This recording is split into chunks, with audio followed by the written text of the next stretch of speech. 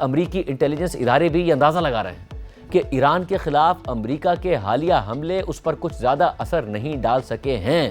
اور اس سے زیادہ حملوں سے بھی زیادہ فرق نہیں پڑے گا۔ امریکی اخبار واشنگٹن پوسٹ نے اس حوالے سے لکھا ہے کہ موجودہ اور سابق امریکی حکام کے مطابق ایک نئی امریکی انٹیلیجنس رپورٹ میں کہا گیا ہے کہ اس وقت جاری امریکہ کے فضائی حملوں جیسے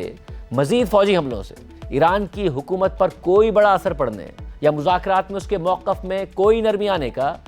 امکان بہت کم ہے۔ امریکی حکام کے مطابق امریکی انٹیلیجنس اداروں کی تجزیہ کار اس نتیجے پر بھی پہنچے ہیں کہ فی الحال ایران اور امریکہ امن اور جنگ کے درمیان ایک غیر یقینی صورتحال میں پھنسے ہوئے ہیں۔ دونوں ممالک کے درمیان مسلسل جوابی حملوں کے باعث یہ صورتحال مزید خطرناک بنتی جا رہی ہے۔ یہ نتائج جن سے امریکی انتظامیہ کو آگاہ کیا جا چکا ہے اس مشکل صورتحال کو ظاہر کرتے ہیں کہ جس کا سامنا صدر ٹرمپ کو ایران کے خلاف جاری اس جنگ میں ہے۔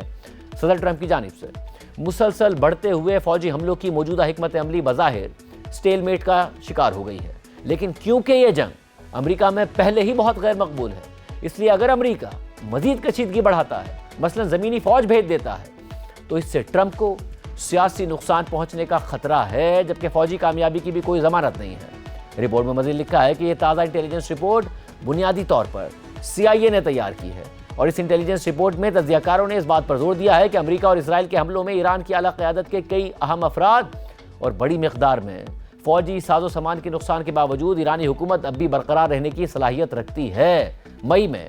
CIA کی ایک رپورٹ میں یہ نتیجہ اخذ کیا گیا تھا کہ ایران امریکی بحری ناکہ بندی کے باوجود کم از کم 3 سے 4 ماہ تک شدید معاشی مشکلات کا سامنا کیے بغیر اپنا نظام چلا سکتا ہے۔ رپورٹ کے مطابق CIA نے اس نئی انٹیلیجنس رپورٹ پر کوئی رد عمل دینے سے انکار کر دیا ہے، تاہم موجودہ اور سابق انٹیلیجنس حکام کے مطابق ایران سے متعلق ایسی انٹیلیجنس رپورٹس مستقبل کی یقینی پیشگوئی کے لیے نہیں ہوتی، بلکہ یہ تمام دستیاب خفیہ معلومات کی بنیاد پر موجودہ صورتحال اور ممکنہ رجحانات کا ایک جائزہ پیش کرتی ہیں۔